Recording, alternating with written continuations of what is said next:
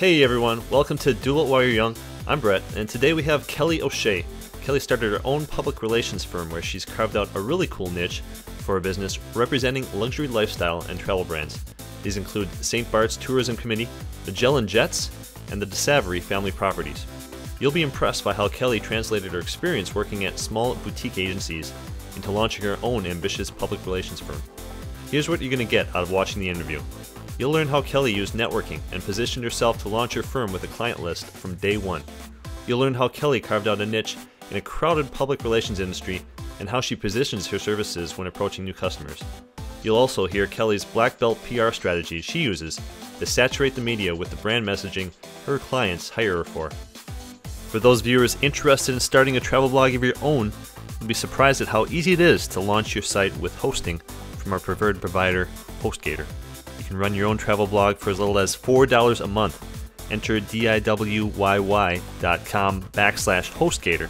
You'll be taken to HostGator's site where you can use the coupon code DIYY discount to get your first month free. If you're looking for a little more hand-holding in launching a travel blog or your own travel-related business, consider our own ebook, How to Start a Travel Blog and Earn Your First $1,000.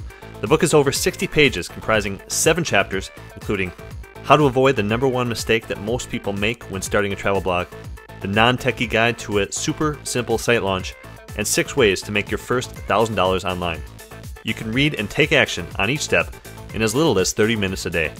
Point your browser to doitwhileyou'reyoung.com/travelblog ebook or simply click on the link from our homepage where you'll get instant access to this ebook and free bonuses.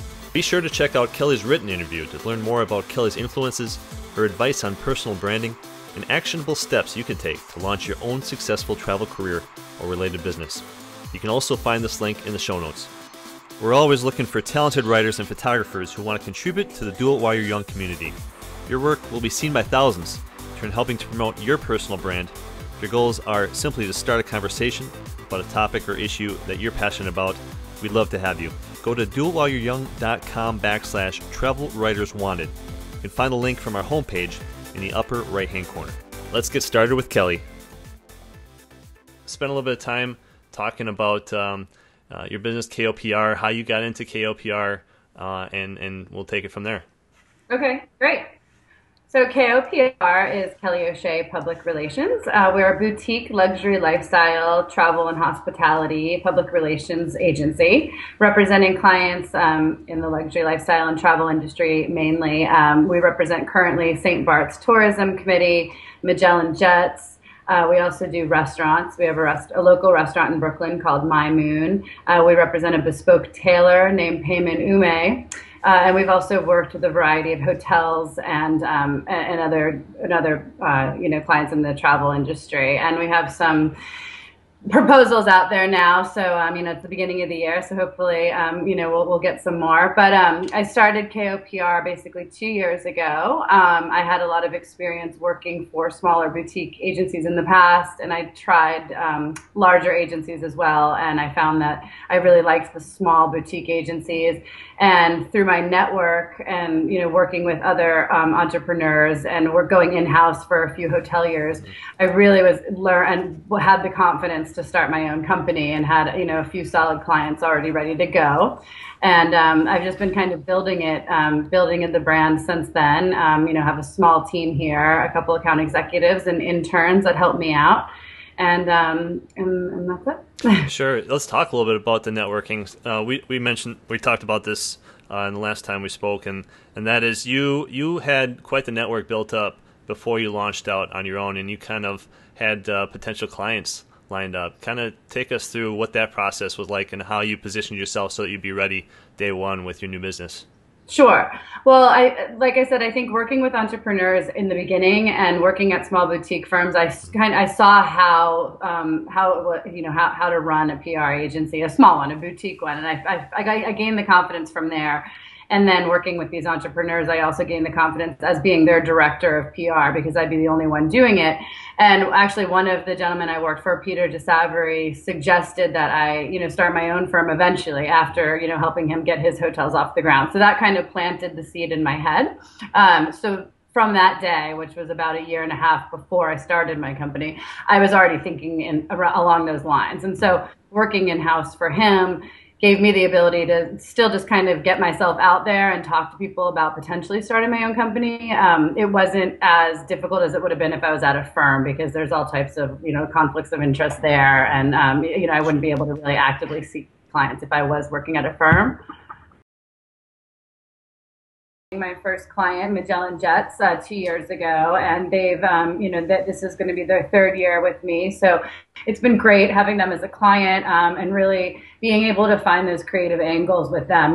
Private aviation isn't something a lot of people are very quick to want to write about, especially just kind of a recession and everything. So helping them find more creative angles and just kind of growing with them. They've grown as a company since 2008, which has been, great for them, and also for me to really kind of pitch that out to the media, and then also to, they're really, really innovative in the private aviation world, just because of the different options that they offer for charter, and helping them, really spread the awareness has been great.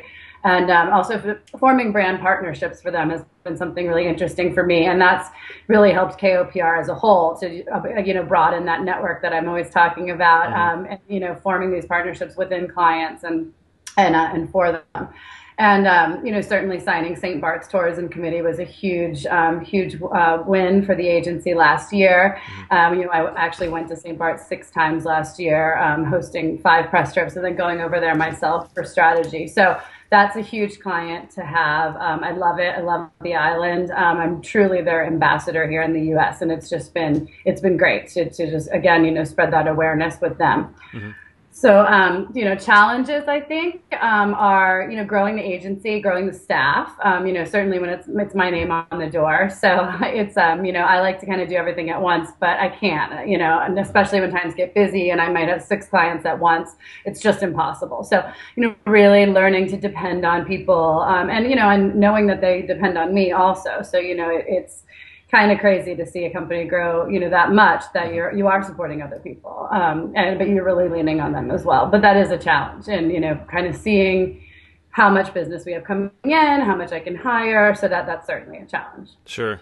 When you made the decision that you were going to bring additional people on to help you with the business, was it something that you thought about for a long period of time? Was there kind of like this critical moment that you said, now it's obvious I need to bring someone else on? Yes. Well, it's something I did always want to do, of course. I mean, I would love to have, I don't think I would grow to more than maybe 10 people, but I would love to have that. I would love to be able to have, vice presidents, senior account execs, account soups, and account executives. For now I have account executives and interns. Interns are a great help with the admin stuff, so I can be out there managing client relations and media relations. But certainly you need those executives that come to you with a couple of years experience, so they know what they're doing because you have to train someone, of course, the ways that your clients want to see the results. But someone has a little bit of background and maybe has some media relations established. That's certainly important. So that's always been a goal of mine, and I've just been adding to the roster each year, which has been great. That is exciting. Yeah. So we actually just brought our first intern on earlier this year. Talk a little bit about what you look for in an intern. Are there certain flags, either in the resume or when you're sitting down to talk with them during an interview, that are kind of flags like this person is going to thrive in this position? Yeah, being proactive is the biggest thing I look for. So someone that comes in here that's really well spoken, that has confidence, that's usually pretty obvious to me in the beginning. You have to be confident in this industry. If I'm taking you to events and certainly press trips, I'm not going to babysit you. So, I need you to be out there and maybe getting new business for us, or really being able to talk to the media, talk to the clients. And being proactive is so important. I mean, there's so many weeks go by where my clients might not have anything that's new to share with us, but it's up to us to think of something to say to the media. We have to be in the media's face every week, just making sure they're still thinking about our clients. So when that right story comes along, and just developing press releases. We do that on a monthly basis, and making sure all the major media outlets, their editorial calendars, and you can plug our clients into that. So those are some of the big things I look for. An intern, should really know how to do all those things. And being that I'm a boutique agency, they usually really like to do those. I don't have them get coffee or dry cleaning. I just have them actually working. So I think they enjoy that, and they see all the clips that come in. And now, most things are done digitally, so it's a little bit different than when I was an intern and had to like actually make a clip book every day of my life. Yeah. But they're clipping things and they're scanning them in, sending them to the client. And I think that's exciting when they can actually see something come to fruition. Just come up with creative ideas. Be aware of what's happening in the world today and 6 months down the road. Know that newspapers are starting to write about Valentine's Day. So what can we talk about? Know that summer travel is really hot on the long lead travel magazines in mind right now. Sure. I think this would be a good segue for the travel bloggers who are watching. One of the things that I've always found challenging is what are the good media outlets to reach out to. So if we have like a sweepstakes going at Do It While You're Young, who should we prioritize speaking with? Newspapers, other media outlets? Where do you find your sources, and how do you always keep in their fresh in their minds as far as what sort of things you're promoting with them? Sure. Well, we have a master media list, and then we tailor it for each client. And we're making sure that that's updated weekly with all the right editors. We have a database that we subscribe to, so we can find that up to date information of the editors.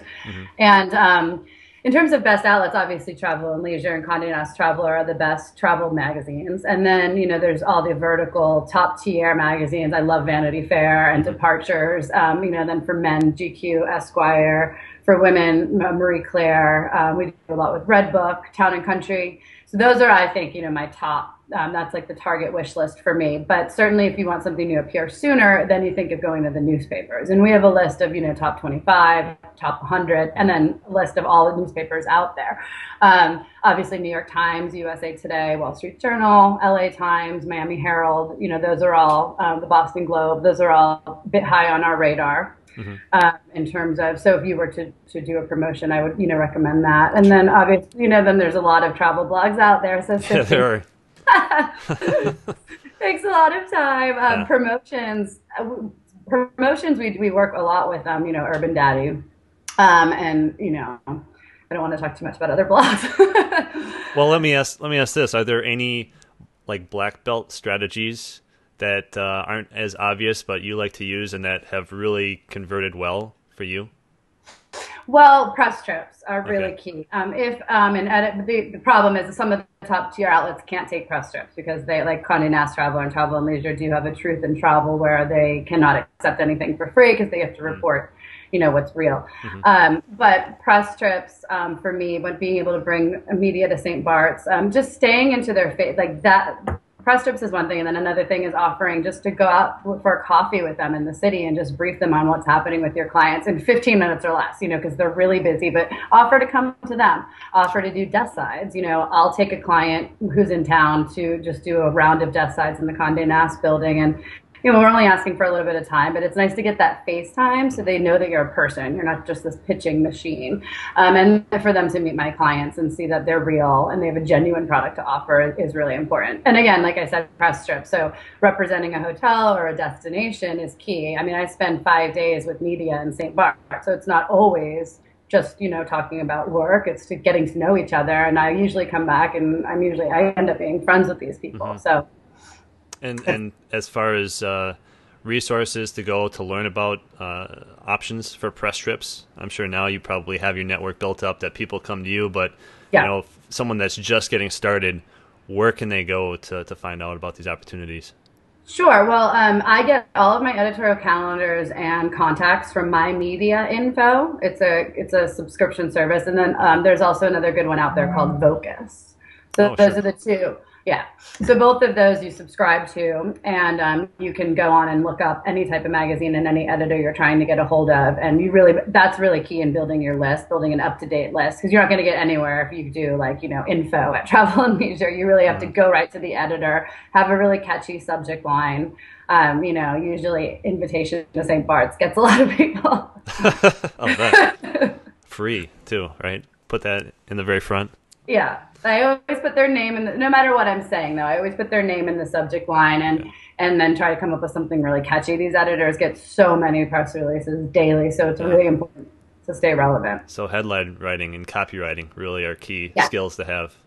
That's really key. And knowing their editorial calendar, and usually in their editorial calendar, they'll put the topic they're looking for. So I'll just say, regarding spring family travel. And Okay. if it's a release, yeah, you have to make it really catchy. And I never send attachments. I always send like a paragraph in the email and then say, see more below my signature line. So when they see it, it only looks like it's a couple sentences. And Hmm. then if they want to read more past my signature, they will. Oh, sure.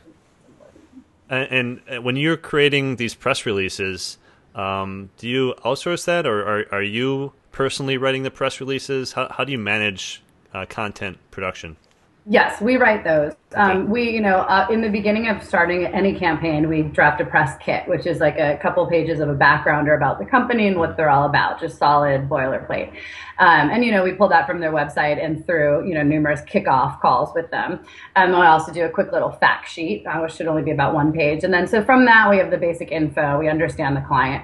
And we build off of that for each press release. What's new? What's happening on St. Bart's for the spring. Maybe there's like a new chef on the island, new restaurant, a new store, anything. Or Mhm. what trends do we want to talk about in travel, and culinary, fashion. So and then with Magellan Jets, it could be a partnership or offering a big package deal to go to South Beach or something. So that's we get the content by weekly calls with the client, trying to Okay. figure out what's happening over there because we're not in their office, and then we kind of talk strategically over here.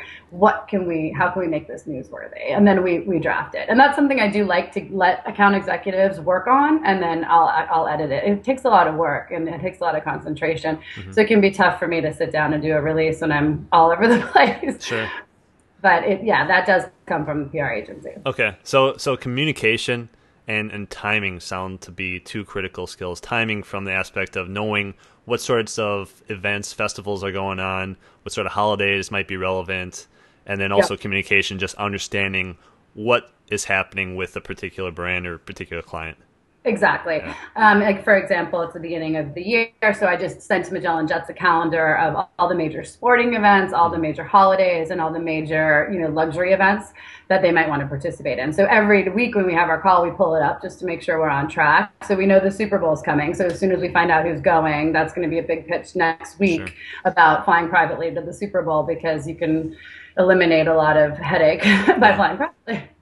A lot of traffic at those airports on Super Bowl, and there's a lot of obviously titans of industry that go to those events. So that's important. And then, something the long legs we'll be talking about now. And, we know the Hamptons are coming up in May, and that's not too far away. Hmm. People that are throwing events are already looking for sponsors. And we have Sundance this weekend. Yeah. So it's, staying on track very, very short term, I would say between now and the next month. And then thinking really long term between 4 and 6 months is very Sure. important. Sure. Are there any press releases or communications that you've sent out there into the world and that have done incredibly well for one of your clients? And maybe you could talk a little about what made it successful. If you went back and figured out, what was the formula that made this successful and how can we replicate it? And the reason why I'm asking this is because, I think in many cases there are, secrets or things that people do really effectively that just get results. And I'm curious, what have you discovered in that realm? Yeah, sure. We have a private members only whiskey club here in Manhattan called 1494. Hmm. And when we first sent out that release, it got so much response. I mean, it was a great case study for our agency, and we ended up getting him on Power Lunch, Money Moves, Town and Country is going to write about him, Rob Report, Elite Traveler, Vanity Fair. So it's been great. And this was all from that beginning of the campaign, which was only about 6 months ago. And I think it was important because it was, it can't be too long, so you have to get to all the major points right away. So there's a lot of points to deal with. 1494 was when Scotch was first distilled in Scotland, so that was something important to put into the release about the history of it. And then talking about what this whiskey club is all about, which is going to be pretty cool. So talking about the membership levels. So that's, what it is all about. And then talking a little bit also about the founder, David Cleland, was able to really talk about Scotch whiskey as an investment, which is something that's happening now. So I think that caught a lot of editors' eyes, knowing that. And then also there's a townhouse opening up in New York this spring where their members are going to, be able to use to do, basically do whatever they want, eat dinner, have meetings, just have a whiskey. And so that appealed to so many different people at once. The magazines were interested because townhouse opening in June or in spring was, far away enough for them to want to write about it and meet with him. TV was interested, especially those financial outlets talking about the investment aspect. And newspapers were really interested in just the fact that he was open and taking members. So we really kind of saturated a lot of media within that first month, which was really exciting. And so, like I said, I mean, I think it's all about like who, what, when, where, and why. Just tackle all of those in the press release. At the bottom, make sure there's a solid little paragraph boilerplate on the definition of the company, and make it to the point. If they're interested, they'll call you for more. You can't send them too much because they have too much going on. Sure. Yeah, information overload, definitely want to avoid. So you basically put it on a PR news service like PR Web or PR Newswire, and it just goes out there. And yes, for some clients, they want me to do that. Some clients don't like MarketWire. They'd rather it's MarketWire or PR Newswire. I think they're great because it's quick pickup. And it's good for certain industries, and the finance investment market, really ate up that first release. Magellan frequently uses MarketWire because of the business publications will pick it up. Sure. But then we use it internally. We send it to our whole media list, which is about 3,000 editors, all types of outlets, TV, magazines, newspapers, and blogs, and we send it to all of them. And then we spend usually the whole next week following up individually with the top tier reporters, like, hey, want to make sure you saw this. This is why I think this would be interesting for your particular outlet. And that's usually what catches them. Sure. Because blasting, unfortunately, it is done in PR. When you have to send it to a lot of people, they don't respond so much to that. Okay. So it's really that personal one-on-one pitching that, is really that's like the bulk of my work. Okay. Oh, excellent.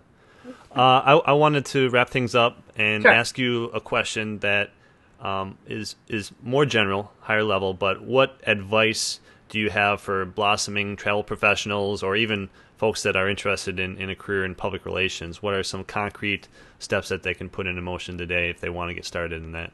Sure. I think it's just increasing your awareness of the market is really important. So reading as much as you can. Not everyone is very lucky to be able to travel a lot before they've really started excelling at their career. But if you can, travel, get out there as much as possible. Read as much as possible to figure out what you're interested in, what types of travel you're interested in, so you can develop your niche. A lot of agencies specialize in all-inclusive resorts in the Caribbean. Some agencies do Europe, some do the US, some are more adventurous, some are more luxury. I've fallen into that luxury market and the Caribbean because I started interning at a PR agency, and that's kind of how I started out, and I really liked it. You know exactly what you want, and just you have to be passionate about it in travel because people can tell if you're not. You have to know what you're talking about, know what's going on in the industry, and just like I said, read as much as you can, and then you can figure out exactly what type of path you want to take. And experience as much as possible. Talk to people. Like, have it always be kind of relevant on your mind. Ask other people what they do or how they got into it, and just meet as many new people as possible because there's so many opportunities in travel out there. So it's really just kind of knowing. But in PR, it's definitely knowing the market, knowing what's hot now, what places are hot, what people are talking about. There's so many different trends in travel all the time. So being up on that is very important. Sure. And a quick follow-up question would be, are there certain flags that you can signal, expert status? You talked about the importance of becoming an expert. Like a doctor would have an MD next to a signature, or a lawyer would have a JD.